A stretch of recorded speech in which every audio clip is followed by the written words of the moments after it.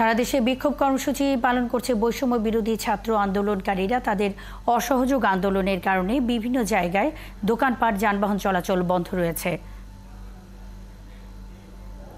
রাজশাহীতেও এক দফা দাবিতে অসহযোগ আন্দোলনে অংশ হিসেবে বিক্ষোভ মিছিল বের করেন আন্দোলনরত শিক্ষার্থীরা। বেলা 11টার দিকে তারা রাজশাহী প্রকৌশল ও প্রযুক্তি বিশ্ববিদ্যালয়ের মেইন গেটের সামনে থেকে একটি বিক্ষোভ মিছিল বের করেন। এ সময় শিক্ষার্থীরা এক দফা দাবি আদায়ে নানা স্লোগান দেয়। অসহযোগ আন্দোলনের কারণে মেহেরপুর থেকে দূরপাল্লার বাস চলাচল বন্ধ রয়েছে। সকালে আন্তঃজেলা সড়কগুলোতে কয়েকটি বাস চলাচল করলেও সকাল 9:30টার পর তা বন্ধ হয়ে যায়। যানবাহন চলাচল বন্ধ থাকায় ভোগান্তিতে যাত্রীরা। তবে চলছে অফিস আদালত, খোলা রয়েছে দোকানপাট।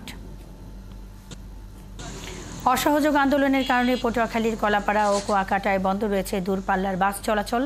তবে অভ্যন্তরীণ রুটে স্বল্প পরিসরে বাস, মাইক্রোবাস, প্রাইভেট কার, মোটরসাইকেল ও সিএনজি চলাচল করছে।